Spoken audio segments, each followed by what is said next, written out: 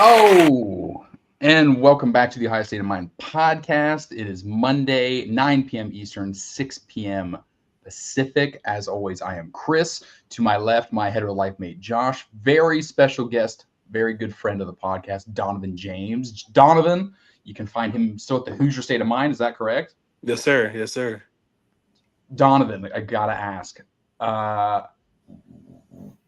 That Iowa field goal goes and hooks left. How are we feeling? Great. Because as bad as Indiana played, I still feel like they deserve to win that game. So to have that win going into a bye week, it was a trap game because you win the big Illinois game, 63-10. You got Iowa on the road at Kinnick, which you guys know, your Big Ten guys. It's a tough place to play, regardless of how they're playing. And then you have a bye week this week, and then you go to Autzen, the zoo, #2 team in the country, Oregon.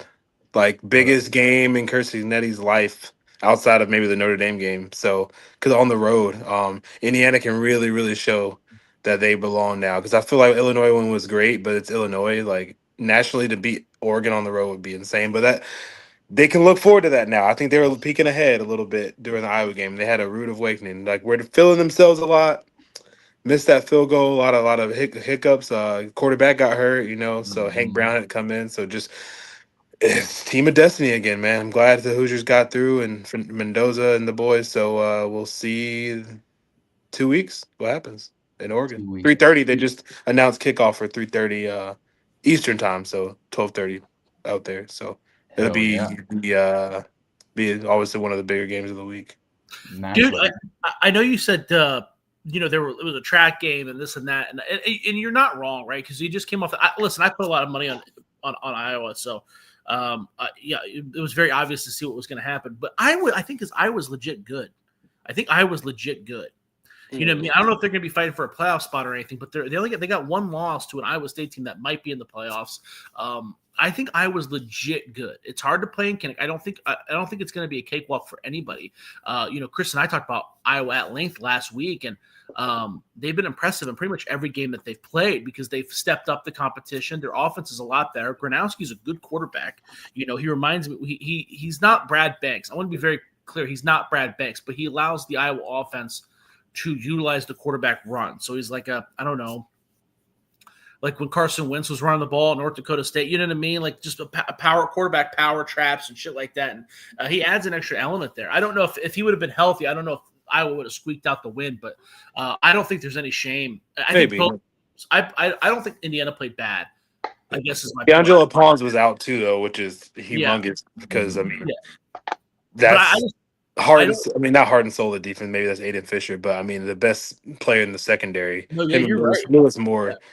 And you guys are big. Well, not you guys. I don't know about Chris what he thinks, but I was not big on Iowa. I don't think of Iowa as good as you. I think they're like a 6 or 7 win team. See, that's a big because their schedule just they're gonna lose to Penn State probably still in Oregon and like they might lose to USC and Nebraska. So I don't know. Minnesota's good. Like they got their schedules. There's no off weeks in the Big Ten. Obviously, we know that. So they could be a 9-8 win team, but it's going to be hard. It's hard for me to find those wins, man. I think both Iowa and Indiana are good. I think they both played great games. I think that they both had. I understood their game plans. I came away really impressed with both teams. The Penn State Oregon game, we'll get to it. That was the game where I was like, man, both teams just felt like. It was like an odd game, but we'll get to it. Very odd game. Yeah. Hey, Will Buck out there. Hey guys. Hey Will, how you doing? Donovan celebrated a big Indiana Hoosier win. Josh, what was your big takeaway from this week of week 4 of college football so far? Dude, there's so much. First of all, I had a great week gambling both in college and the NFL. I don't know how that keeps happening. It's always easy. I either have a terrible week in both or a good week in both. It's wild, and it's continuing here because I took the Dolphins. I actually took the Bengals too, getting 7.5, so we're doing pretty good all around. But I like Donovan. We talked about the Iowa Indiana game. I came away extremely impressed with both teams. I think Iowa is going to be a sleeper team to watch out for. I don't know. I don't want to say playoff team, but I think that they are legit good. I think they are legit good. This is a legit good Iowa team. I think Tim Lester has elevated this offense. Phil Parker does what he does for special teams and defense. I think it's just a legit good team. Illinois is legit good. We talked about Illinois being good. We talked about, everybody made fun of us. I have multiple people that I text throughout the week about gambling tips and what they're doing, with where the money's going, where they see, guys that aren't Ohio State fans. And the consensus was that Illinois was a joke. Like Indiana proved that Illinois was a joke. And I think that's one of the problems with the Big Ten compared to the SEC is because when you see a team like Indiana beat Illinois, automatically everybody's viewpoint is, oh, Illinois sucks. In the SEC, it doesn't work that way. In the SEC, it's like, oh, Alabama beat Georgia. Alabama must be really good. And it's like, well, that's not really – it's just weird how that works. But I think Illinois proved themselves this past week. I mean, Chris, you and I were both on it. We both picked Illinois. They were getting 6.5, and they went outright, and they were really good. They looked athletic. They looked tough. Yeah. They punched USC in the mouth, and I don't think USC is a horrible team. I don't think USC is good. I think they were slightly overhyped because they got a lot of speed. They're very impressive in the skill positions, but they're soft on the in the trenches. But that was a big takeaway is that Illinois is not out of this motherfucker, bro. Everybody was saying that they were. They're not. They're simply not. No. That's a good Illinois team, and it's snowball. Indiana is just really good too, and it's snowballed in Illinois. So that was another big takeaway. I'm trying to think of some. I mean, those were the three biggest games. While you're thinking, go ahead and give our man Doug Shepard here one. Oh yeah, IO baby. Let me ask you this: what about Big Noon Kickoff, my friend? What about Big Noon Kickoff? What about it? Oh, you want to talk about the lightning delay? Let's talk about the lightning delay. I saw your tweet. Okay, so have we talked about Dave Portnoy on the Big Noon? Like, have we had a discussion about his edition? Just off air. Okay, because I think that your hatred towards Dave Portnoy far exceeds mine. I don't hate Dave Portnoy. I respect him as a businessman. I think some of his takes are funny. Like, I don't really have an issue with him. I think he's a troll, but I deal with that. Like, it's something it is what it is. The Ohio State thing. I don't think that Fox should have hired him because of he's literally paying Michigan guys. Like, it feels like a weird dynamic. Like, it feels he's too involved. It feels weird. Like, it feels like a conflict of interest. As a person who doesn't have any football background, yes. Yeah, I mean, they hire guys without football. It's weird that they hired him. The guys that they hire without a football background, I don't know. It's weird. It's like, I wouldn't have an issue with it if it wasn't for him being so involved. There's all these variables. If one or two of these variables wouldn't be a big deal, but it's like he has all those variables combined that make it kind of a weird, thing. He attacked Ryan Day's family. He was the one that started the rumor about Ryan Day's brother being in the FBI and shit like that. But I mean, overall, I follow Dave Portnoy. I do like a lot of what he says. Like, I don't, he's a football fan. He gambles. Like, a lot of his takes are spot on. I saw your take about, he had a take this weekend about the lightning delays and how basically he believes that it's, what was it, Chris? You retweeted it out, but it was basically like if they're the fans have to leave the stadium and they don't see the game anyway, you keep playing. If you get struck by lightning, it's just not your day. So, and I know that you're making. So I am gonna side with Dave on this. I think he could have been more. I think he could have been more eloquent about it. Why you laugh? Yeah, I think the word you mean is maybe a little bit more tactful. That Dave definitely. He's not even paraphrasing. That's exactly because I follow Dave a lot. Yes, absolutely. Will Fox is doing their best to get their personality like McAfee, but at the same time, Pat McAfee played. He played West Virginia. He played in the NFL. Mike Pro Bowls. He was a Pro Bowl. But back to the lightning delays. Yeah, he could have been more tapped. However you want to phrase it, but. I have bet. I wish I could look up the statistics because I tried to find the statistics on the uptick of the lightning delays. All I know is that I have gambled on multiple games this year, more than last year, more than the previous years, where they have been on a delay. I don't think that I've increased the games I've bet on. Lightning delays are a part of the game early on. I understand why they're there. They're there for safety reasons. The NCAA did, but the issue that I have with now, I mean, I guess that's my first question to you guys. Have you noticed an increase in lightning delays? A little bit, yeah. I mean, because we had one in Jacksonville for the Jags game. It was a very long delay. Week 1 versus the Panthers, but and the one in Notre Dame was like. It football is never more important than my life. Like, I mean, football is my life, but like, dude, if there's lightning, like, we can take a break. Football's gonna be there. Like, right. it's cool. If we can get back to that, we can get back to the game. We're not right. I understand that.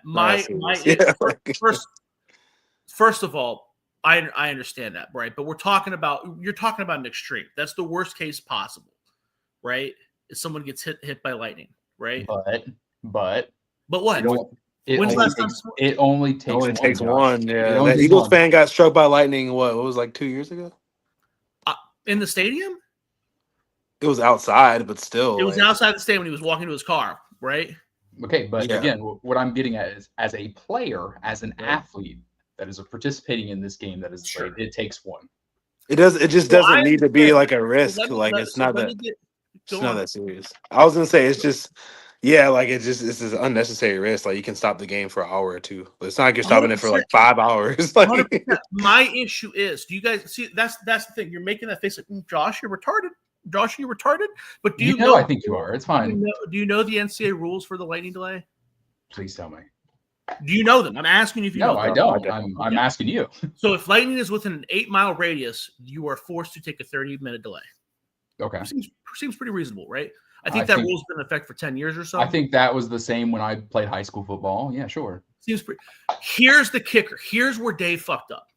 Okay, because we can all agree that is a fine rule, right?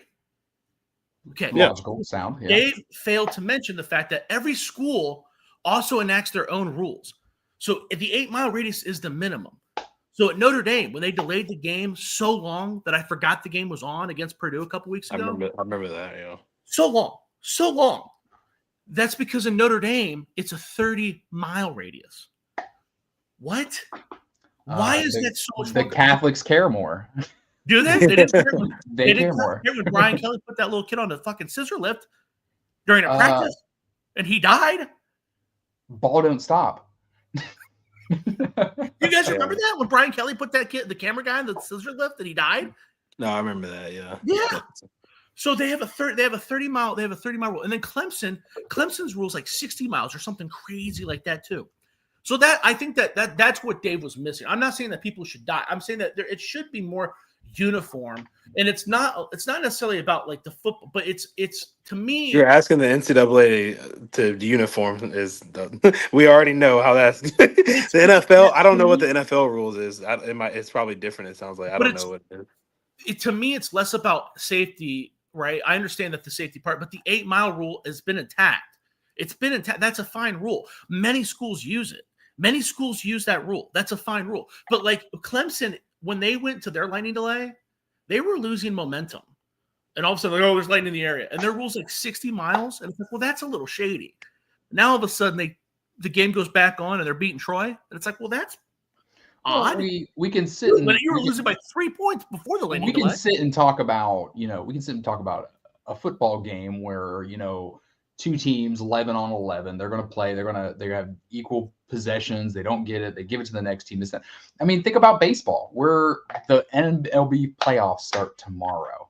We talk about losing momentum and this, that. We talk about losing momentum. What about when you have a starting pitcher in game one that has to sit out an hour because of a rain, and then not even that, it's not coming back in. I know you're not a big baseball fan, but it's not coming back in. He's not coming back in the game at all. You lost because of the weather, and that's just rain. That's not even lightning. But that rule, I don't know how baseball works, so maybe I'm speaking on my ass. Baseball is way worse than football. You think football's bad? Yeah, way worse than baseball. But my assumption is that it's the same level of bad for everybody. That it's a regulated rule by the league, right? I'm assuming not every stadium has their own weird rule. The NFL, college, but NCAA, we already know that they let. But that's right. I'm not saying that. I understand the NCAA is weird. Like, that's why it is the way it is. Yeah. But all I'm saying, because these are college kids. 18-year-olds on their campus. Like, it's not. It's different. Like, it is supposed to be different. There's a bunch of it's college football is meant for college kids. Like, I know a bunch of old dudes go, but like all the conferences handle everything weird, right? Like what was it? Like the Big Ten just started offering more scholarships remember for the longest time, the Big Ten was only allowed to offer the same amount of scholarships as what they had available. Remember, it was specific. I remember specifically with Terrell Pryor that they were holding on to that one scholarship because of Terrell Pryor. And meanwhile, Nick Saban on the SEC was offering like 80 million scholarships, even though they had like 12. Right. So each conference has their different rules. I'm just saying, like with the lightning delay, he didn't explain. He explained it, like you said, not very tactfully, but there is something there. I believe that there is something there. And he's not the only one bitching about it, and he's not the only one that's noticed. I just don't think it's that big of a deal. Like it's not that hasn't crossed my mind at all. Like until Dave said it. Like really football. No, like. But dude, you did notice that the Notre Dame game was delayed for like 4 or 5 hours. You were like, I mean, I noticed, but like, there's like 1,000 games on, like, so I don't care. And it's Notre Dame, Purdue, or Troy versus like Clemson. Like that's not like the marquee of my like.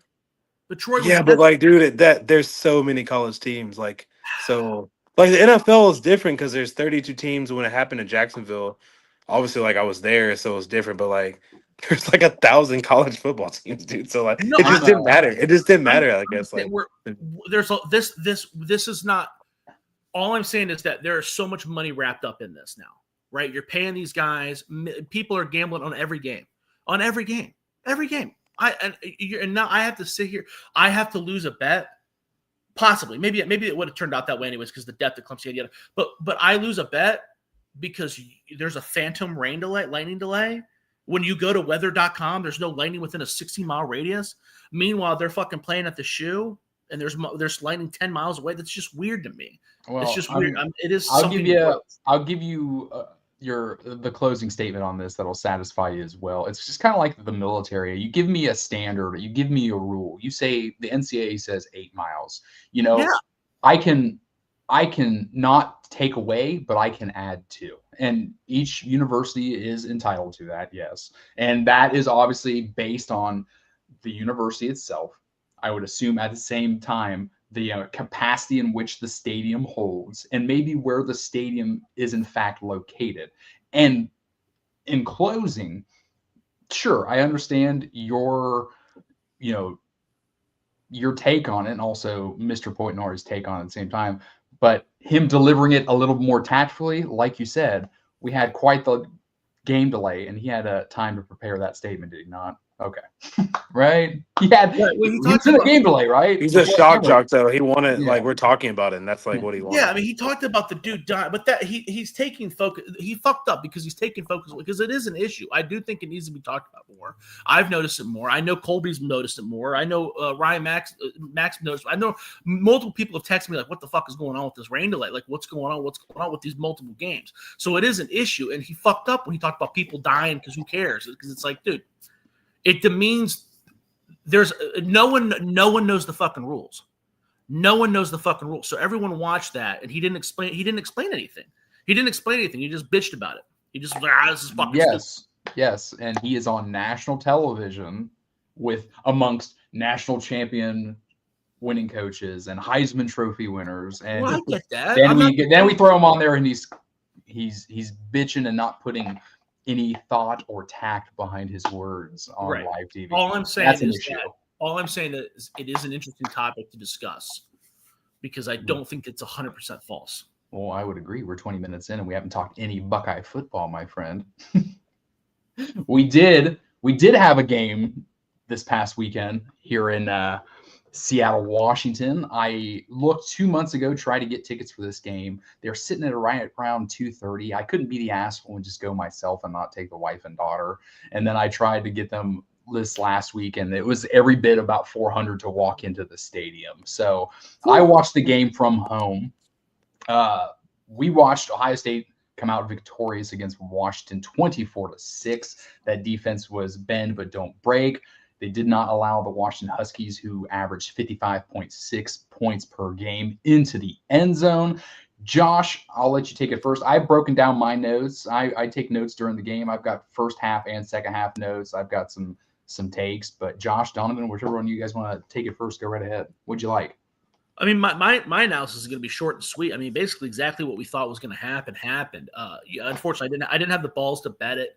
We had this cloud over our head of like, what's Julian Sand going to do in his first away game? Hey, the last time Ohio State went out west, they lost. I know it was to Oregon, but that weighs on you, right? So I didn't put any of my personal money on here, but we were both on this podcast and we both took Ohio State with the spread, and we both pointed out, hey, we like to see the receivers dominate a little bit more. Man, what else did we say last week? We talked about the offensive line, the defensive line. I mean, everything kind of just added up. I would be nitpicking if I found anything to bitch about. I thought the defensive line played great. I think Caden Curry is turning out to be a star. I think Arvo Reese is looking like a star. I think Sonny Styles is just as good as we thought. I think that Bo Jackson is obviously, we talked about that over the phone. Bo Jackson looks like he's usurped James Peoples. It was kind of. I mean, I'm a big James Peoples guys, but it almost got to the point where I was like, why is he out there still? C.J. Donaldson, I think he's a dog. I don't think he gets enough credit because the flashy new shiny toy in Jackson. But C.J. Donaldson, he gets you what you need. I think that's super impressive. Max Clare, he had a couple crucial receptions and blocked really well. Carnell Tate blocked really well, which with things that aren't talked about enough. The game, the hats off to Matt Patricia too. Right, Matt Patricia is the real MVP. I mean, everybody talked about how Ohio State's defense is going to take a step back because of everybody they lost. And you and I kind of talked about, like, I don't really know. Caleb Downs, you can expect him to be better. We've been watching these 4 or 5-star defensive linemen grow up in front of our face. We know Sonny Styles is a dog. We talked about Lorenzo Styles kind of being underrated. He had a bad game or a rough game. The defense looks great, and Matt Patricia, Matt Patricia's actually had to play a college offense was the deal, right? College offense, scrambling quarterback, bro. He found a perfect mixture of rushing the passer, but also spying the quarterback and letting these guys weren't running around with their hair on fire, but they were disciplined and still. I mean, Caden Curry had 2 sacks. I think they had like 7 sacks on the day. 3. Did he have 3 sacks? He had 3. He was actually the Big Ten Defensive Player of the Week. 11 tackles, 5 tackles for loss, and 3 sacks. Well, there you go. And I think they had 7 sacks as a team. And I'm not bashing on Jim Knowles. Jim Knowles is a great defensive coordinator. The one national championship with Jim Knowles. But you saw Jim Knowles against Oregon, right? Right? So I don't know. And I'm not saying Matt Patricia's better than Jim Knowles. Please don't think I'm saying that. But I don't think that we lost a step. I think that this is, we talked about it. The Matt Patricia hate was just getting out of hand because the NFL is just a different game, and he's confusing these young quarterbacks. And I don't think that's going to stop. I don't think it's going to stop.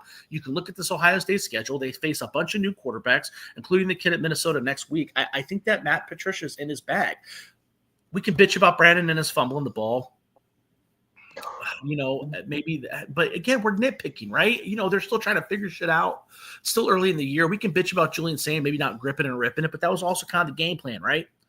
You know what I mean? They didn't really let him. So anything negative is me pretty much nitpicking, dude.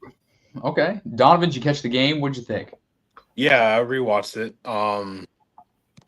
The defense, man, like what Josh said, to stop Damon Williams Jr., negative 28 rushing yards, I believe, sacked 7 times. I mean, one of the most underrated quarterbacks, I'll say out west, but in the Big Ten, just as far as his dual threat ability. And then Jonah Coleman, like, you stop him to 70 yards too. And I mean, he had a 134-yard run, I think. So really, he was I mean, all the carries he got, they wrapped him, bottled him up, man. 24-6 was the final score. It's not that like the spread of the score impressed me that much because they won by a lot than I thought they would. But it was like Washington only scoring 6 points is insane at home. Julian going on his first road trip, he played perfect, man, to me, and that's why I like Julian. I've always liked Julian. I've told Josh, I've been talking about this kid. He's from San Diego. I'm from San Diego for probably junior year of Julian Sain's career out in La Jolla, but Carlson rather. But he's just built for this. Like, he's never gonna be like some super duper star throwing for 400 yards every week, but this is him. He's a winner. He's efficient. That's why he leads the country in completion percentage. He's like 79%, something like that. He's got the receivers. He's got the dogs on offense. He's got one of the best head coaches, if not the best in the country, Ryan Day. He was 22 of 28. for like a little bit over 200 yards, 2 touchdowns. So he was on the money, man. He's accurate as hell.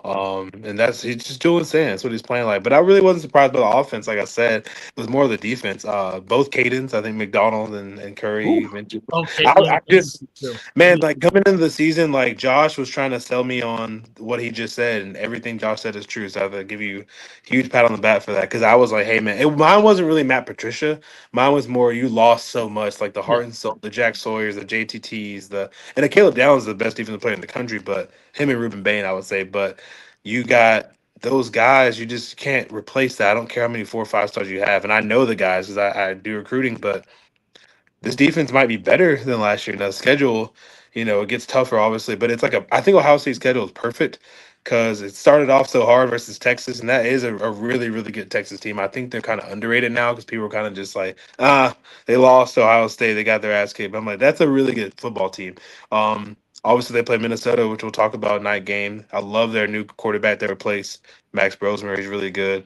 Then you got Illinois, who you guys like a lot, it sounds like, on the road.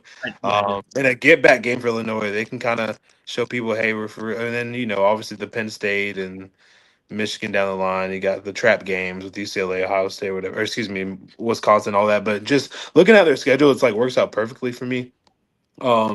They're I hate to say this to me like a lot to make the playoffs. I feel like I know you guys don't want to hear that. It's rat poison, but I just feel like No, it is what it is. Ohio State's defense playing like this, and with Jeremiah and Julian and the running back by committee, I think C.J. Donaldson's the best running back on the team talent wise. But you guys will correct me if I'm wrong. It might not be. It might be Bo. It might be somebody else. But I just love this team. Overall, the depth on the team and just playmaking ability, the coaching, like I said. So great win. That's a prominent win. Why? Because I thought Washington was an underrated team coming into the season, and Oh, they were undefeated until last week, right? Yeah, 3-1. It says right there. So, and I think that's probably a 7-8 win team, a solid bowl team, and I think that's a team that has a lot of playmaking ability. To only have them score 6 points was very, very, very impressive, man. Honestly, like I think Ohio State has the best defense in the country. Yeah, I don't disagree with that, dude. Yeah. And I love Miami's defense, by the way, and I've been super high on Miami's defense because they've got some fucking dogs on that team. Yeah. But I still think Ohio State's is a little bit better because of the secondary. And that goes back to Caleb Downs. Caleb Downs is just damn perfect prospect, man. I mean, yeah, and shout out to Davidson and Vinosen too. Like Mr. Hansy, we always knew he had the that's your guy right there. Yeah, a borderline first round pick. There's a reason why Ohio State wanted him so badly when he entered the portal. He's long, he's fast, he's physical, and he's really cut back on the handsiness. And he shut Denzel Boston down, dude. Denzel Boston too. Yeah, they had the big three: Coleman, Boston, and Williams. Those are like really big and guys. Denzel Boston's gonna, he's borderline one of the better wide receivers in the country, and he shut him down. One of the best route runners, one of the best pure route runners in the country. Yeah. So, there's just not a lot to bitch about. You kind of knew it was over too. The score, what they could have won like 38-6. Really, like the score is not indicative of how Ohio State just handled their business because Washington had a couple of drives. They were in the red zone 3 times or field goal position 3 times in the first half. Yeah. Obviously, one was that weird fake. Yeah, the one was a weird fucking fake, and they just couldn't do shit those 3 times. They got 1 field goal out of the 3 times they were in field goal range. It's like can't do that against all. You knew it was over when they couldn't capitalize field position and shit. That was yeah. I think Ohio State really played perfect. The only things they probably need to clean up on now, they've been really good with penalties all year, but I think they had like 5 or 6 in that game, and that just really bad defensive penalty to kind of keep Washington in it a little bit, and then just red zone offense. Like I feel like they should be scoring more than 24 points on Washington. But the red zone offense but it was a business trip. You go out to Seattle and take care of business 24. I don't know what the spread was. They covered because the spread was low. A lot of people were on. Everybody had Washington covering. Like so many people. Yep. And I always thought Ohio State would, but because it was low, it was like 9, right? 8. It was like 8.5. Yeah. So, Chris. I think we were, at one point we were sitting at 7.5. Yeah, because when we did the show, it was 7.5. Yeah, I saw that 8.5. Yeah. You guys have a lot more freedom to gamble. I only have one app down here in Florida, so I've talked to Josh about this before. So yeah, I only have one place to go really legally. But yeah, yeah, But I you're get right. that. Yeah, but they're good. I mean, like the clean up. I mean, you mentioned Ennis too, but like you're nitpicking at that point. Like they took Yeah. care of business. It was a very business trip to me. Get in, get out. 24/6, get the hell out, go home at night this week, take care of Minnesota, then go on the road to a opponent at Illinois that's looking a little bit better. So Yeah. Will jumps in and says, hey, defense played awesome, started giving up some plays and adjusted to the quarterback runs. I would like to see them open up Sayin earlier. To be honest, I think this is the first time Sayin took some true hits while pressure. No, I think Julian Sayin definitely got through some growing pains in this game, but also Julian Sayin did some things that is a little foreign to some of us Buckeye fans here in the last decade, really, when there's nothing there. It's just chucking the ball out of bounds. And I thought that discipline, really moved mountains for me, to see this young quarterback come in here like, okay, I've got nothing, live to see another down and throw it out. And I was very, surprised to see that out of the young man. I've got some notes. I've got mine broken down by half. Let's be real, at first 2 drives for Washington and the Buckeye turnover, that crowd in Husky Stadium, it was loud, without question. It was a loud stadium. always. Without question, the alignment of the stadium, the higher end on one, you got that sun that covered up like 1/3 of the field. You could definitely see that Ohio State was trying to stay out of the sun for a lot of the game. They're trying to stay in that shadowed side. It was about 3/4 of the football field. No, you're absolutely right. We could be nitpicking about the first quarter Brandon Ennis fumble, but Josh and I have been on this podcast as of last year too, and we were kind of just like, oh man, he's getting back there and he's just doing weird shit. He gets back there and he kind of gets indecisive about himself. Like, do I take it? Do I not? Do I let it go? He's something he's got to clean up, or the coaching staff's got to clean up, or just become a little bit more decisive back there. Well, this one was even worse because he fumbled at the end of the play. So it's like usually we're bitching about him like getting in position to catch the ball or not catching the ball or letting it bounce. But it's like it was almost the perfect play for him, and then he fumbled. Yeah, it was a great return, and it was right at the end. And then we see after that, Buckeyes hold them. We see a plethora of Bo Jackson, running the ball. Josh brought up James People. No carries for James People in the first half. James People didn't get his first carry in this game until 1:09 in the fourth quarter remaining. And I thought that was a little wild. I think that first half, I thought Desmond Williams looked good. He took what the Buckeye defense gave him, which wasn't a whole lot, but he looked impressive. I mean, regardless of getting shut out, not seeing the end zone, there's a lot for Desmond Williams to take from this game. Because let's be real, he played probably the best defense in the country. And there were times in that first half he looked surgical if he wasn't, on his ass. I thought he looked well. Yeah, you got Jimmy Doherty and Jed Fish too, man. That's even more impressive with those guys. Jimmy Doherty's one of the best young coordinators in the country, and we all know about Jed Fish and what he can call game plan wise. So to shut those guys out, do you feel like they were a little conservative at times, Washington, or do you think they called a good game on offense? Like a solid. You got to be a little bit more aggressive versus Ohio State, or no? Because they're so good, you don't want to be. I don't know, because the receivers weren't getting open. It felt like the defensive backs were just so locked down. I mean, you're right. You're right. There was no. I never want. I mean, because they all just seemed because Lorenzo Styles had one where he got beat by about 30 yards. There was not Lorenzo Styles' best game. It was not Lorenzo Styles' best game. But how many times can you attack the same guy? And it wasn't like he was horrible. I don't know. I just don't know what you could have done differently. The only thing that you should not have done is be that fucking fake field goal. That was the dumbest. So I've got this written down after the Ennis fumble. Jed Fish tried to make a statement with that fake field goal. Josh and I'm sure Donovan, we're still trying to figure out what that statement is. But it was Jed Fish covered. Move, man. That's a Jed Fish. It was definitely covered coming out of the huddle, but it didn't make any sense. It didn't make any sense. He's a little wacky sometimes, man. I feel like always, yeah. Can we also talk about my favorite Devon Williams play was when he got hit by a line of scrimmage and then like it looked like he broke the sack, and then like he just went- jumped like 5 more yards backwards. Did you? Yeah. I was like, the Caden McDonald sack, yeah. Oh, it's like God bless this dude. Also, shout out Jaden Fielding. No one shouted him out. I'll get there. Oh, okay. Bo Jackson, he did look impressive, regardless if you think he's the number 1 or if he's the number 2. He's obviously splitting carries, but Josh and I talked about this earlier. I think Bo Jackson drives his feet probably better than 90% of the running backs in college football. He keeps his feet moving, keeps driving. Josh and I also talked about this. It can be tossed up as a nothing burger, but having all 3 timeouts, not calling one of them right before half kind of surprised me. Yeah, I can understand if you've got 2 or 1. Sure, just let the clock run out, get to halftime, get your boys coached up. But having all 3, the old saying, you can't take them with you. I thought that was a little bit of a head scratcher.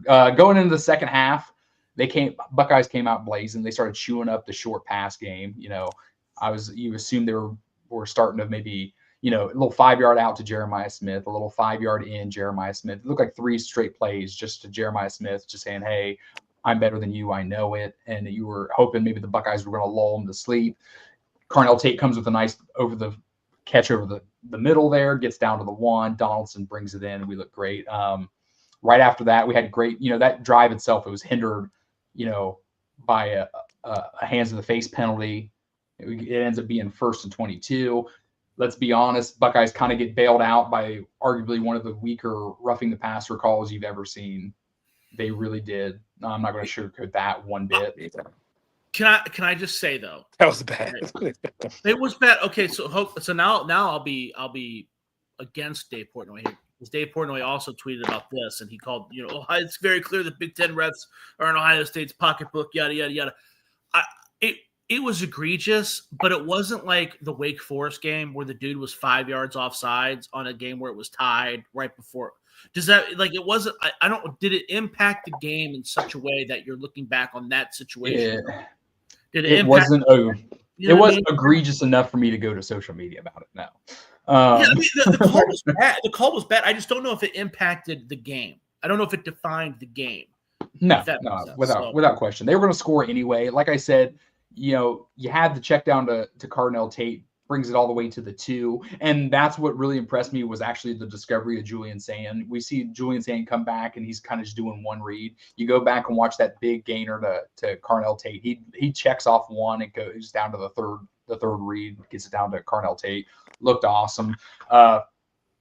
First drive from the Huskies out of the half, they start slinging the ball. But of course, again, defense, they bend, they don't break. They hold them to another 3. Something no one's brought up. I haven't heard anybody this week bring it up. We talk about these we live in a world of Marvels, and we talk about like big time, like superhero movies and crossovers and shit. Not one person have I seen talk about the Heisman House crossing over with the Sheriff of Fansville commercial. Nobody. That was cool. Yeah, Nobody. Okay. I mean, it blew my mind. Even my daughter, my 13-year-old daughter, couldn't give a shit. She's like, gave me one of these like triple takes. I'm like, right?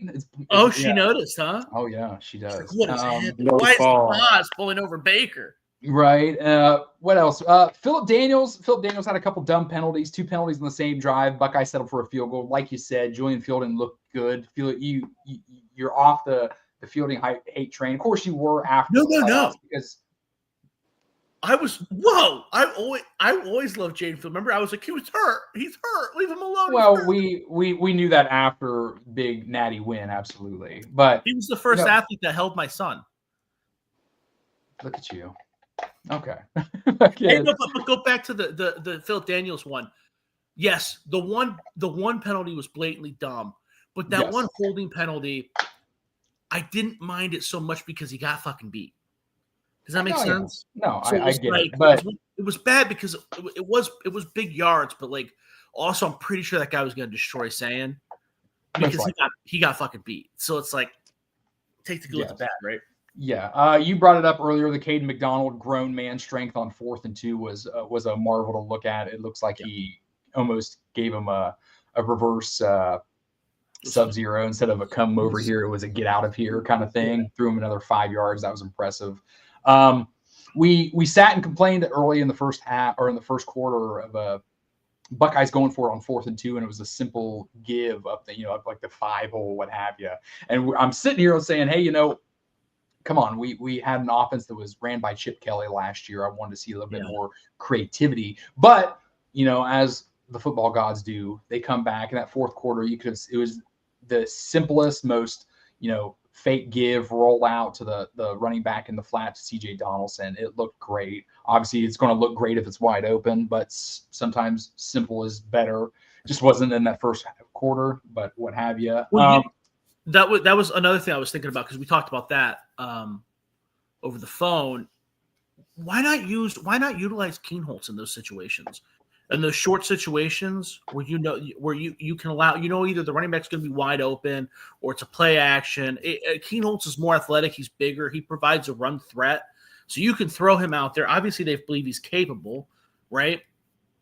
No, I agree. I think that they like Keenholz. So why would you throw him out there in those short yardage situations? Kind of like what they do in the CFL in their 2 quarterback systems, right? No, absolutely. I wouldn't argue that at all. I said you had the rollout to Donaldson in the flat. He was wide open. Great, simple yet great play call, and it was the right one. Obviously, you look back at that play. Jelani Thurman's wide open in the back of the end zone as well. It was pick your poison. You could have done whatever you wanted.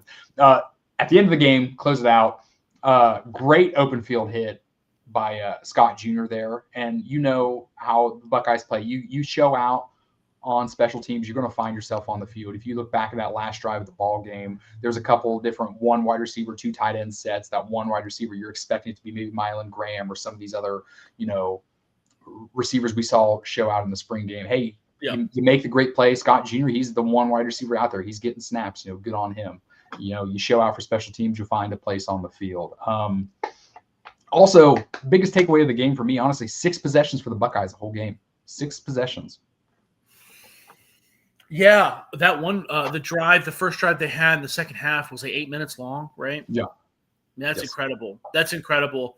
I think CJ Donaldson really allowed. I mean, I think that you're right. I think what makes Bo Jackson special is that he hits the hole so fucking hard and fast. Like, he's very explosive. But CJ Donaldson, he is thunder. I'm with Donovan on that one, where I do really like what CJ Donaldson brings. I think he keeps it flowing. But yeah, being able to sustain a drive for that long, that's pretty awesome, because I don't know if they would have been able to do that in years past. No, I wholeheartedly agree. I'm not trying to speed us up. We are 40 minutes in. I am going to jump into the preview of this week's game, unless anyone's got anything else to cover. Ohio State, Washington. We both agree. I think all 3 of us agree. Washington's going to be a good team. Washington's going to bounce back. I think they're a 7, maybe an 8-win team. They've got one of the best running backs in the country. Let's not argue. We think Desmond Williams is only going to get better.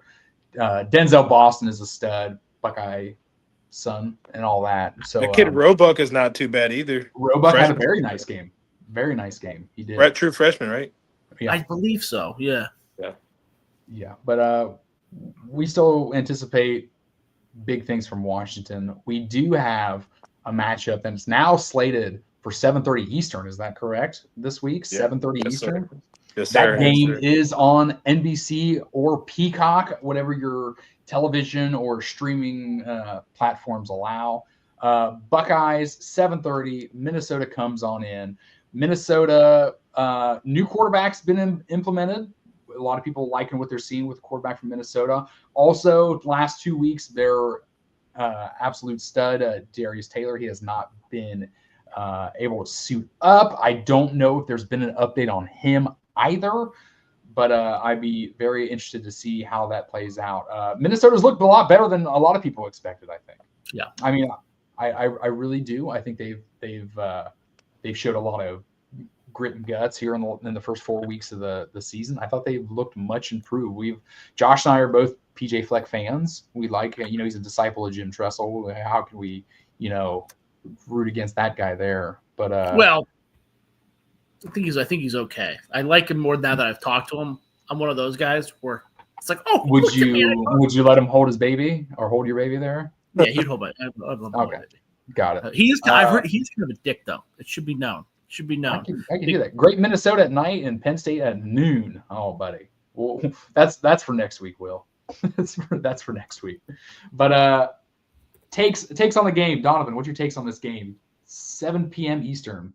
Yeah, I saw it opened at 23.5 for the spread for your draft or DraftKings FanDuel sports guys or whatever. But yeah, I mean, this one's gonna be.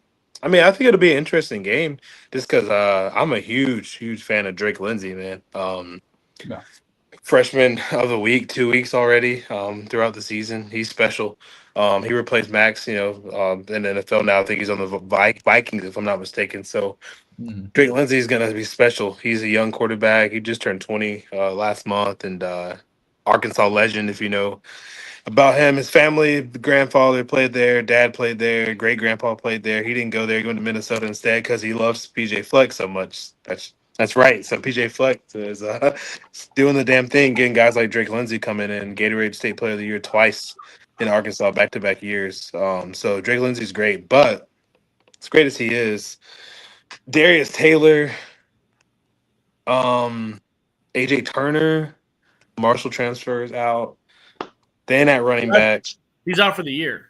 Out for the year, yeah. No, they do have Cameron Davis, who was the backup for Jonah at Washington. So we'll see what happens with that. But he didn't play at all. He played they got that sparingly. Nigerian kid too. Fame, I can't pronounce his last name. Ija boy. Yeah. See, I know he played at Cal. They lost to Cal. That was their only loss, and their defense got lit up versus Cal, and I think Julian will light them up. I was trying to be, hey, Minnesota's got a little shot. Not really. I don't think they have a shot. I think the spread is kind of high. I kind of wouldn't touch it. I think Minnesota might cover just because Ohio State might only win by like 17 or 21. But it'd probably go up. People probably because people don't respect Minnesota at all. It'd probably go to like 24 and a half, 25. But I'll take Minnesota. This is a pretty solid team. They are doing better than I thought. That's because of PJ Fleck mainly. Just a great coach. And then the quarterback, like I said, quarterback play hasn't been drop off. And Max was a really good quarterback last year. So yes, he was. Yeah, I like Drake Lindsay. Like I said, I like this team, but just don't know they'll be able to run. Even Darius plays don't know be able to run the ball versus this team. And Josh just said about Mike Patricia kind of fooling these younger quarterbacks. So we'll really see how good Drake Lindsay is because he's playing the best defense in the country and one of the best DCs in the country. So I don't know, man. It's also in Columbus. That's another thing. It's gonna be tough to hear. It's gonna be loud. Might not be that loud because Ohio State fans kind of will just know they're gonna win, I guess. But it's still at Ohio State, so it's tough. But I know how your fans are, man. You guys should check out. Great. You're right. You guys check out sometimes if it's not a big game. Yeah. So but I still think they win. I wouldn't be surprised if they blew them out, but I'll say they'll win by like 21. I think it'll be like. Honestly, probably 35-14. Does that sound fair? Or I don't know how you got it. I can respect that. Will chimes in. Sweater Vest 2.0 should have taken another job. Might be too late. I'm a PJ the Fleck fan, but to each his own. What we got, Josh? Yeah. So first of all, big shout out to Bill who photoshopped this eggplant over my mouth. So thanks for that. Love that. Very nice screenshot. Yeah, so Minnesota's a weird team because they don't look impressive, right? I know I thought Rutgers was going to win outright last week and they didn't, but it's not like Minnesota dominated them. It was, but they did show their versatility because Darius Taylor, they couldn't run the ball. They had 80 yards rushing, less than 100 yards rushing, and Lindsey had to throw for over 300 yards. So do respect there. But they got ran out of town by Cal, and that's a Cal team that got the shit kicked out of them by San Diego State, but they did bounce back against Boston College. They beat the Chev Northwestern State team who cares. And then they were not super impressive against Buffalo. That was a game I also had money on, and Buffalo I remember that. they did not look so. Yeah. Minnesota has not looked super impressive, and the best player on their team, well, the best player on the team is probably Kawhi Parrish. Who's free safety, yeah, who was playing. He was playing. But this goes to Minnesota's struggles too. Is that he caught the first pass of the Minnesota season? He was playing it both ways, and I think he was the punt returner and kick returner. Yes. He was there, Travis Hunter. They kind of stopped playing him on offense. I don't think he played on offense at all against Rutgers because I think that their defense is kind of getting. He's just at safety now, right? Or DB. Yeah, because their defense is getting smacked around a little bit. I don't think it's because he's clearly the best athlete that they have. I don't think he's the only good defensive back either. They have a transfer. They have a couple defensive backs that are pretty top notch. Minnesota typically does, right? They had Tyler Nubin last year, so this will be another good challenge for the receivers, I'd say. But I think that they're up for it. The defensive backs are probably obviously they're better than Washington's because Washington had Takario Davis, so there you go. That's something to look forward to. But without AJ Turner and Darius Taylor, there's some rumors out there Darius Taylor is going to be back. That is a game changer. I am looking forward to seeing the linebackers play. They're not going to be spying the quarterback, right? Lindsey's not a scrambler. He's not a runner. That's not a component of the Minnesota offense. He's capable. He's not, a lawn chair back there, but he's not. That's not going to be a part of the offense. So they should be able to let their hair back and really fill holes, fill gaps, really go after. So I would expect a huge game from Sonny Styles and Arvell Reese, which is exciting. I don't know if I'm going to put my money on it, but I definitely don't really have an issue with laying the points here. I don't think that Minnesota is that good. I don't know. It's hard to say that they're not when they did beat Rutgers and they didn't when Darius Taylor's been out, but I just don't know if they're that good. I just don't know. I think that they're worse than Washington. So no, you're right. And it's not at Washington, it's at home. So yeah. So Will chimes in. Minnesota does have a good safety. Ohio State heavily recruited, played pretty good as a freshman. Yeah, that Coy Parrish. Yeah, he is an absolute stud. He's one of the few white boys you can go on YouTube right now and find some sweet edits and mixtapes of him. They're exciting white. He is an exciting white. Josh, I think you nailed it as well. I don't see anywhere maybe other than free safety with Coy Parrish that there's anywhere on this team that is better or more exciting than any of the players that are on the Washington offensive side of the ball either. Derek Lindsey, he is without question an up and coming quarterback, but he's got to come to the Horseshoe, and for the first half of that game, it's going to be loud and an electric environment for at least the first half. I don't even with a Darius Taylor coming back. I mean, you can't expect him to be more than 75-80%. I mean, he's had 2 weeks off. But so I don't have a problem laying the points here either. It's, I think, definitely going into, a loud environment and you both have said it. Matt Patricia he's kind of opened up that third eye for a lot of these kids. They're like, wow, this is a way we can play defense. We could do these stunts and these what's the new term everyone likes to call them, like phone booth blitzes, or what is it now? I heard Cage at least 75 fucking times. Yeah, it's all this new stuff that Matt Patricia has brought in and expanded their horizons, and you can tell they're out there and they're having fun playing defense. And they're flying around. They just keep renaming the same things, though. The Cage pass rush. You mean staying in your lane? He's like, okay, this is a telephone booth blitz, and this is a cafe diner style, stunt, and it's all kinds of new stuff here. But I think this defense plays inspired. I think that they look at these first four opponents they've played, and I'm sure they're this defense who seems to be very prideful, especially with Matt Patricia, calling the plays on the defensive side of the ball, holding Texas to 7. I think it's very I'm sure they're looking at it now like, God, I can't believe we gave up the points we did to Ohio University, and when we only, why we let them in the end zone, what have you. I think they're going and looking for another shutout, keeping them out of the end zone. I can see them covering this. I don't see a shutout by any means.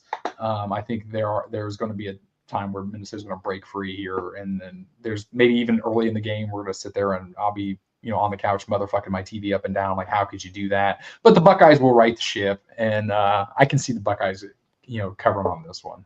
We got Will chiming back on in. Hate to say it, but I think the Bengals need Patricia more than the Bucks. Yeah, hey, fuck, dude. Josh and I have been, since day one. The NFL is definitely a what have you done for me lately kind of league. We've all been fans of Matt Patricia, and a friend of the podcast, Julian Goings Jackson. He still owes me a pencil. He owes me one of the Patricia pencils. I still, Still owes me one. Hey, before we move on to the next game, big shout out to Donovan because I'm checking the spreads right now currently, and you were correct, Donovan. It is already at 24 points, and as we've discussed every week here, there's a big difference between 23 and 24 in the gambling world because 24 is 3 touchdowns on the field goal. That's that key number. So big shout out to Donovan, got that one right. Yeah, I mean, I get why you guys say you'll still take it, but the thing I want to see is just some of those receivers from Minnesota going against the secondary because you guys did such a good job, dude. I'm still so impressed by Week 1 what you did to those boys for Texas because you know me, you weren't on that show, Chris. I think you were gone, but I was hyping up Texas wide receivers, and I think they're still good, but what you guys did to them and then what you guys did last week was special, and then. Well, Minnesota's got some guys. I like Brockington a little bit. He's a South Georgia kid. I watched him play in high school. Then Logan Loya from UCLA transferred over too. So they got experience at that position. 2 6-year seniors, and then a tight end that's Jamison Gears. He's been there for a while too. I think he has the most catches on the team. He's kind of so I mean they got some guys. I don't think they have anybody that scares you. They're all possession receivers though. So I mean, and Malachi Coleman, I don't know why he's not playing. The Nebraska transfer, that's 6'5", 215. He's at 1 catch this year. He was supposed to be the man, and he hasn't done anything. So I don't know. It's gonna be a rough. It might be a rough day for Drake Lindsay. Sorry. I think the leading receiver last week too was that freshman Jalen Smith too. So I know that they've been recruiting heavier receiver. Whatever. Getting off topic, but yeah. And we need to talk about. Let me ask you a quick question about Texas, since I got you on the show down, we talked about, do you think that Arch Manning sucking is karma for all the Texas fans that desperately wanted Quinn Ewers to leave? Because that's all I heard last year. Quinn Ewers blows. Fuck Quinn Ewers. Give us Arch. And now, no, believe me, I know. I'm the leader. I'm the leader of the Quinn Ewers hive. So I don't think he sucks. I don't think he sucks though. I think he's fine. I think he's still figuring it out, but I think he's good. I think they got a big game next week where he can shut up a lot of people, and you know what game that is. Don't even have to really say what it is. I know John Mateer might not play, but it doesn't matter. Arch still needs to play well. If he doesn't play, it's even more pressure on him. But that game will shut a lot of people up, especially his own fan base, because that's the game. That's the game that matters. That's the Michigan for you guys. That's the game. Like they got to be, and those boys are number 5 in the country. Yeah, Oklahoma. I think AP. I know there's a bunch of polls, but like they're a top 5 team, top 10 team, along with Texas. So like that's the game where he can, quiet down guys. Like because he's got some juice, man. I think they can use him better as an athlete because he's a damn good athlete and a runner. But as a passer, yeah, he needs to get better. But he's shown some juice. Like I mean, like it's.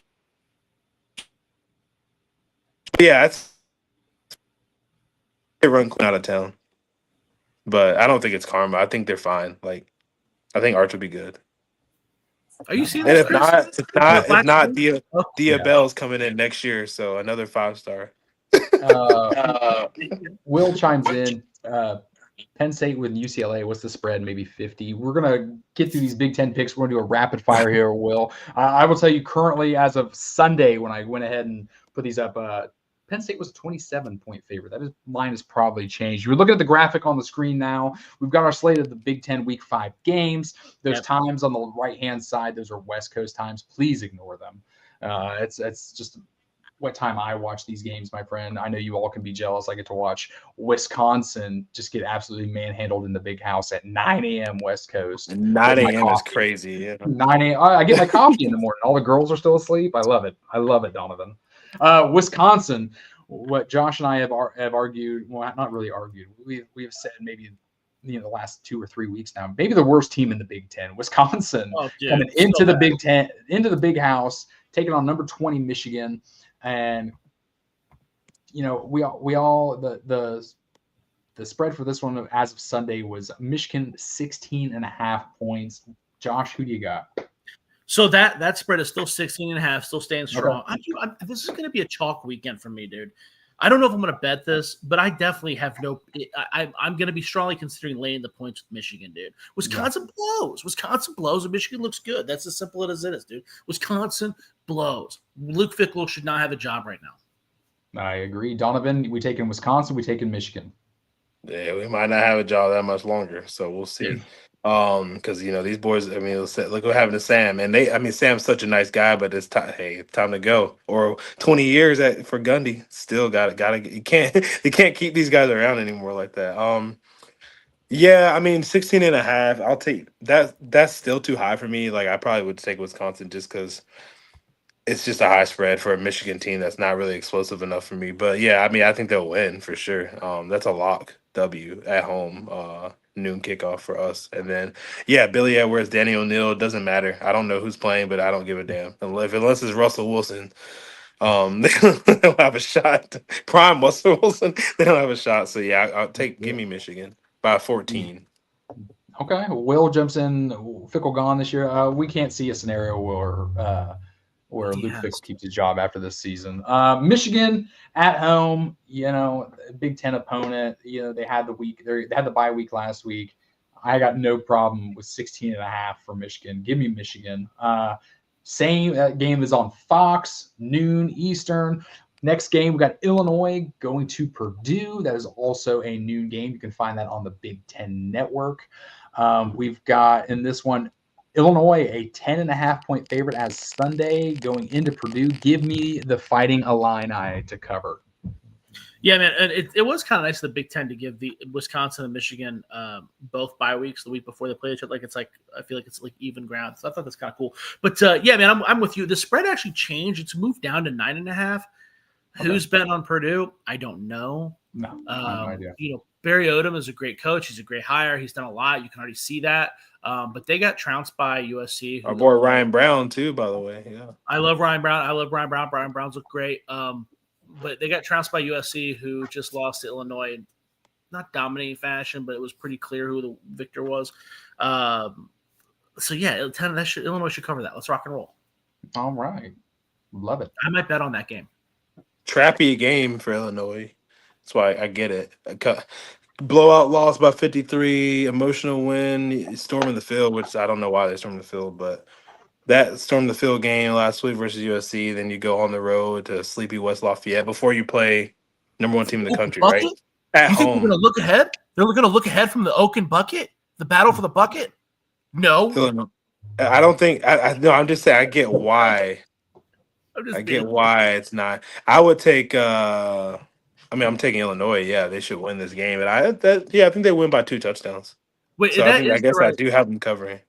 That is the right rivalry, right, Chris? The battle for the Oak and Bucket. You are right. Okay, just want to make sure. That's kind of the important clutch of my Illinois has a good team, man. That's a solid team. They'll win. I think this game will be close for a long time, and they'll pull away at the end. Though I'll say that. I think I don't know what like the first half like spread is, but like I would take Purdue then, but not for the whole game. No. We've got the newly ranked number 7 Penn State Nittany Lions making the trip out to LA. You picked Illinois? Yeah. Oh, okay. Sorry. We've got Penn State going out to UCLA. This game is a 3:30 Eastern. That's starting on CBS. Penn State coming off that heartbreaking overtime loss. I see them to bounce back. Penn State is a 27.5-point favorite. UCLA is absolutely god-awful. I could see maybe Penn State taking out some aggression here. It's always sucks when you want to take Penn State with the spread, but give me Penn State on this one. So I don't think I'm going to bet on this game because I do have reservations. Penn State, I've been saying it all year long. They just haven't looked good to me, man. The Oregon game wasn't just – listen, let's talk about it let me rant about it for 2 seconds, okay? You got a quarterback, Dante Moore, who's never played an away game, never started an away game, okay? You get them crossing the entire country to play a whiteout game at night, and you can't close the deal? It's not going to get better than that. It's not going to get better than that. And they had over 400 yards of offense on you? Dude, you were lucky to be in the game. Penn State had barely 200, right? Yes. Like it was like Oregon doubled up on the yards. It's just the game didn't make sense to me. He's played a road game before, by the way, man. And he not a ranked team, but he just played at Northwestern 2 weeks ago. No. Oh, that's right. You're right. Well, okay. And then UCLA, I think he played a road game when he started at UCLA. Oh yeah, you're right. Whatever. But I mean, I get what you're saying. Big time road game. Big time road. That ain't Northwestern. Yeah. The variables are not going to line up any better for. And Penn State has struggled every goddamn game. They didn't look great against FIU. They looked great against Villanova, but it's Villanova. They didn't look great against the MAC team that they played early in the year. They beat the shit out of these teams, but it's been through death by paper cuts. I mean, FIU hung there for a bit. This game, UCLA blows, but they did show some life against Northwestern. Nico clearly wants to play. I don't think he's as horrible as everybody says. I agree. I'm not going to bet. My gun to my head for this exercise, I'm taking Penn State, but I don't like it. What's the spread? What was the spread for what I gave you, Chris? 27 points, my friend. So it's moved down to 25.5. So people are taking you at UCLA. So maybe I'm That's wrong. A lot of damn points for a team. It's a lot of damn points. I like Tim Skipper, the interim head coach at UCLA right now. He's like he's a perfect interim coach. Like obviously he's not going to get the job, but like he was the head coach Fresno a couple years ago, right? Yeah. He was at UNLV with Tony Sanchez. I remember that at Florida. Yeah. He was there with Jim McElwain for a little bit. So he's with Jim McElwain at Colorado State and Florida. But yeah, man, he's a perfect head coach to have as an interim. Him and Tino Sinceri, former Indiana guy, calling the play. So yeah, but I think Penn State takes out all their aggression, like you said, and look good. This is the game. They piss me off, man. And I can go on a rant about Penn State too, but I'm not going to do it because this is not a Penn State podcast, and this is not my podcast. I'm a guest.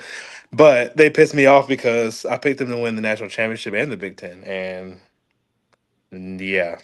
It's just like they still can do both, but and I just, you just get. I heard Damon Harris, the former Alabama running back, talking about it. You hear the same shit. Like even I'm not a Penn State fan at all. Like I'm not associated with him. You know how much I love Drew Aller. Like I said, he would win a Natty, win a Heisman. Day one coming in as a freshman, number 1 overall pick. I've stood by him, but it's like, how long can I do this, man? It's breaking my heart. That interception is just. When he threw it, I was like, what are we doing? Him and James Franklin they're never gonna win the big one. And then maybe I'm wrong. Like they still got a shot. They got a lot of football ahead of them. That's what Franklin keeps saying. We got Ohio State. We got this. We got that. But like we say this every year. I don't know. All these guys came back. Katron and Singleton and these guys it's disappointing. Anyway. Yep. Will chimes in. I think UCLA covers. Sorry. That's too high of a spread. He said it's 25.5. Yeah, Penn State wins, yeah, but I think they'll win by like 21-20 because they haven't looked great all year. But I think they look good. They could have won that game. I mean, we say they haven't looked great, but I mean, they always do this. They play right there. They were right there. They should have won that game, I feel like. But they did. Will's got Penn State 55-10. Have Aller look good, who's completely overrated. Oof. Aller probably will throw for 5 touchdowns and no picks and look like a number 1 overall pick that game because that's what he does. He plays really good versus shitty teams. That's true. Right after that, 3:30 Eastern, we've got Washington coming off that loss to the Buckeyes, going to Maryland. That game is 3:30 Eastern again. It is on the Big Ten Network. Washington, as of Sunday, was a 5.5-point favorite. I'm going to take Washington. I'm going to take Washington to bounce back on this one. I like what I've seen out of Maryland this year. Josh, give me the quarterback for Maryland's name. Oh, Malik Washington, dude. That dude's been on fire. I think Malik Washington is the best freshman quarterback in the Big Ten. I think this will be a fun game. I'm interested to see how Maryland looks, but I would take Washington with 5.5 on this one. All right, so Chris has texted me that I got to hurry up because I'm dragging this podcast on. The spread has changed to 6 points, which is surprising to me. I'm going to take Washington. I don't like it though. I don't have a lot of faith in it because Maryland has looked good, but I'll take Washington. Yeah, I agree with you. I'll take Washington. I don't have a lot of faith in it because I know Maryland has played really good ball this year, especially their freshman quarterback. But I think Washington bounced back and has a really, really good game on the road. Okay, we've got this one seems like a layup. UL Monroe coming into Northwestern, and also 3:30 Eastern on the Big Ten Network. You've got Northwestern 11 as of Sunday was 11-point favorite. Give me Northwestern. I don't know what the spread is now. I would assume it goes up. It's gone down. Money's coming on UL Monroe for some reason. UL Monroe did beat the shit out of Arkansas State, I think, last week. But Arkansas State's, I'm pretty sure it was Arkansas State. Yeah, they beat the shit out of them. But Arkansas State, that's Butch Jones. Whatever. I won't ramble on. I'll take Northwestern too. Don't have a lot of faith in it. What's the spread? 10.5. Or no, I'm sorry. What was it, Chris? When I gave it to you, It was originally 11. 11. Yeah, I'll take Northwestern, even though they're not good either. But Monroe, yeah, they might have beat Arkansas State by 10-12. They got 76-0 versus Bama. That's the only game I've seen them play. So I'm not taking those points. But I know it's Alabama, but I'll take Northwestern. And what's their quarterback name that I liked a lot back in the day, Josh? What's the the local kid. You're talking about the local kid, right? Oh no, Preston Stone. Preston Stone from SMU. Yeah, he got replaced by Jennings. Yeah. Yep. Last game on the Big Ten schedule. This one here is a 4:00 start. You can find it on Fox Sports 1. You've got Michigan State coming into Nebraska. It is a 4:00 start on Fox Sports 1. Michigan State, as of Sunday, was an 11.5-point favorite. I would be surprised if this line hasn't moved since then. Josh, what is this at currently? Yeah, it's moved down to 10.5. Okay. I guess that makes sense because Michigan State's look good. I'm going to go with Nebraska because I really do think that they're on the cusp of something special with this offense. But that might be wishful thinking because Michigan State has looked good and Nebraska has not. But I'm going to ride with Nebraska one more time, reluctantly. Probably not going to put my real cash on it.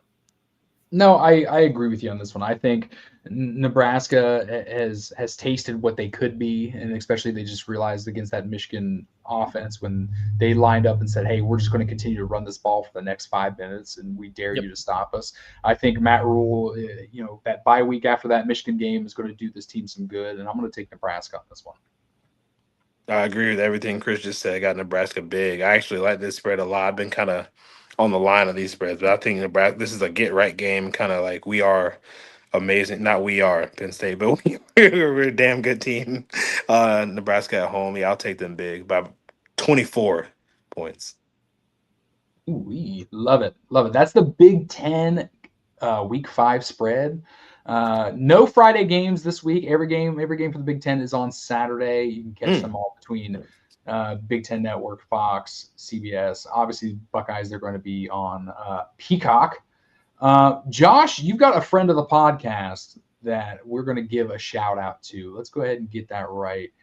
Friend of the podcast, for Hometown Huddles. They're in Plain City. If you look on the screen here, we've got their information. We've got their location. I've got their times. If you happen to be in the area and you want to check out Hometown Huddle, Josh, you can go ahead and take it away with the friends of the podcast here. Yeah, man, definitely go check out Don at Hometown Huddle. He's the biggest distributor of On-It cards in Central Ohio and all of Ohio, probably all of the country. Great dude. He was nice enough to donate these 2 packs to the show, to the cause, to kind of get the word out there. If Will, I see you still on here, buddy. If anybody that's still listening can go on the Hometown Huddle Facebook page and just comment and say, hey, the Ohio State of Mind podcast sent me here, that would mean the world to us. But yeah, so we're going to crack open 2 of these live on air. Is that all right, guys? Ooh, rip them up, my friend. All right. So live breaking. Let's do it. I know, right? You don't have like a third camera and any of that? Is there like an ASMR way where I just tap the Let's see here. So we got, obviously, this is the cool part about On It too, is they have these checklist cards and they're kind of cool. Right, you got one. They're worth having, right? We got Lorenzo Styles Jr. Campus Colors. Love it. Very cool. Very cool. We got a Kenyatta Jackson Jr. Very cool. Very cool. On It has definitely stepped their game up from last year, and we talked a few weeks back, and they've got big plans in the future as well. Absolutely. We got some Logan George action. Hey-o. Love to see some more. Maxence LeBlanc. Okay. Another walk on there. Ooh, shiny Campus Colors, Caden Curry. Love it. Shine, Big Ten Defensive Player of the Week. That's good right. Stuff. Davison Igbinosun, another star right there. Another cool thing about these cards too is that you get walk-ons. Like these walk-ons, they're people too, and it's cool to see them get their shine. Carnell Tate there. How many cards a pack, Josh? CJ Hicks. That's a great question. 10 cards. 10 cards per pack. And then Dorian Williams. Perfect. Very nice. Let's crack open this other one real quickly. Again, big shout out to Donna Hometown Huddle. Go check him out. We're talking about doing live podcasts straight from his break room. Not break room with coffee, but like break room with the cards, right? We're talking about setting up stuff with interviews with current and former Ohio State players. Definitely go check them out. And then hopefully we can have Sheridan back on the show too before they release their second product. They got their like classy line of cards. Like I think they're maybe thicker and fancy. Like their high end. Yeah, there you go. Yep. Okay. Nice Luke Montgomery there. Hey. Very cool. Very cool. I had a good game this week. We got a Jermaine Matthews Jr. here. Love it. Sure. Baller, man. Baller. Another insert. CJ Donaldson.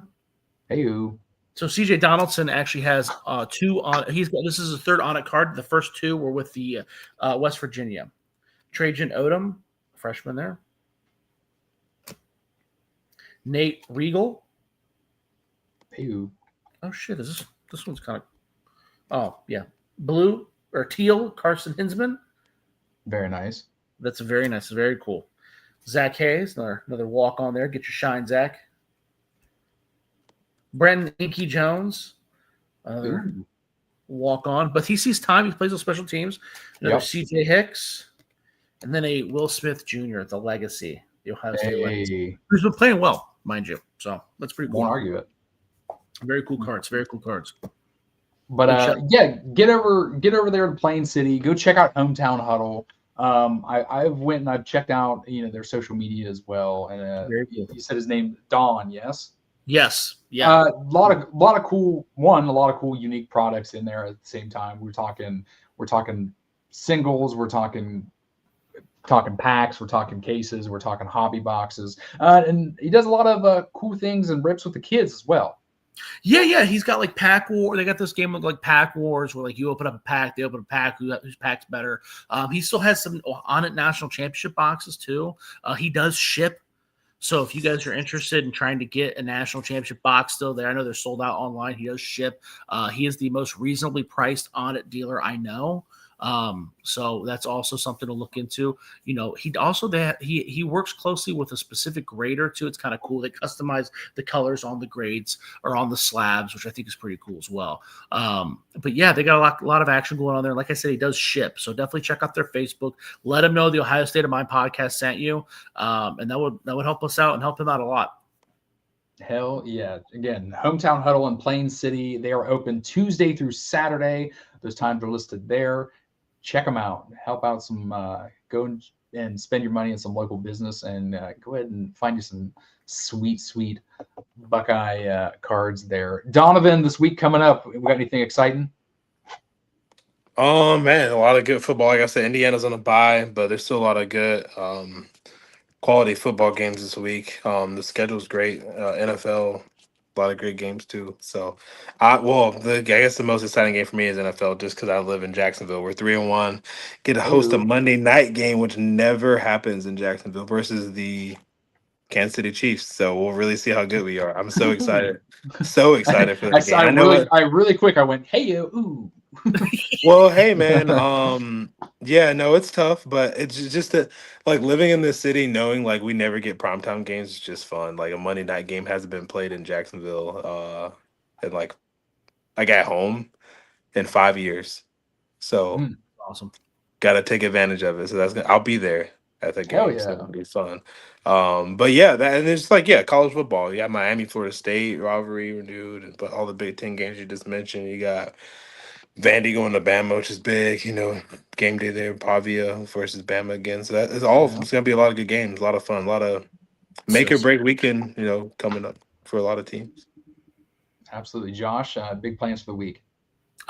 My plan right now is just to not rant about Diego Pavia being 35 years old and never leaving college. So that's my goal for the rest. And he never will. That's my dog, man. He is old, but that's my dog. He's trying to get another year. Let him stay.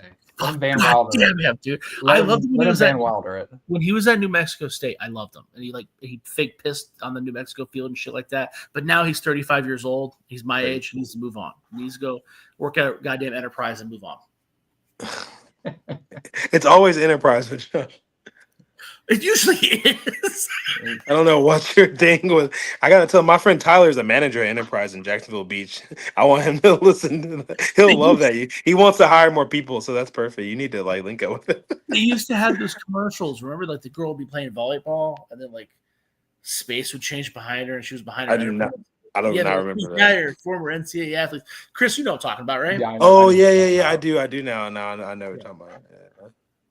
Well, yeah, just a lot of good games, man. That's what I'm looking forward to. Just blessed to be alive and watching good football, man. It's fun. A lot of good football on this week. You've got the MLB playoffs that start tomorrow. I'm excited for. Yeah, I'm back in the States, but sadly I'm back in the workforce. So I'm still just getting into the groove of things. You guys are Guardians fans, I'm guessing, right? Like you guys made the play. You guys look good, dude. Like I know Josh doesn't really care about baseball, but yeah, the Guardians are really good. I have to shamefully say no. I'm actually a Red Sox. I don't know where I'm looking. I'm actually a Red Sox. Oh yeah, you did tell me that. That's right. You did. I got Ted Williams over there, you guys snuck in. You guys snuck in. Well, we've got to go play the Yankees, so we know if history tells us anything. But yeah, I mean it's wide open, man. It'd be fun. Even like the Red Sox got a good squad always, man. So the Ohio fans out there, when's the last time you both got both Cleveland and Cincinnati in the playoffs at the same time? Kudos. It's going to be fun to watch. What if they both make it? Oh my God, to the World Series together? Ohio would be wild. I don't think Ohio would still be standing. Can I be honest with you? No, not at all. I would trade both the Cleveland Guardians and the Cincinnati Reds for this UFL team that comes to Columbus to last. Oh my God, that's a horrible trade. If I can make a deal with the sports gods and be like, listen, I'll trade both these baseball fucking teams for a goddamn UFL spring league team that'll last. You would trade the Guardians winning a World Series for a UFL team? Yeah, dude, because it's gonna be, first of all, it's gonna be affordable. B, that's wild. That's insane. Dude, it'll be so fun, dude. UFL, it's gonna be so fun, bro. I see my friends at Guardians games all the time. It can't be that expensive. My Ohio friends are always at Guardians. Yeah, they're not. That's just Josh, you, dog. I'll counter you with bring back the Columbus Destroyers, and then we'll talk. Oh God, make my dick hard. Chills. I love, dude. I used to... What's the hockey team? The Blue Jackets? Blue Jackets. Yeah, they're actually gonna have a decent team this year. They're pretty good, right? Yeah. Those teams are a decent team.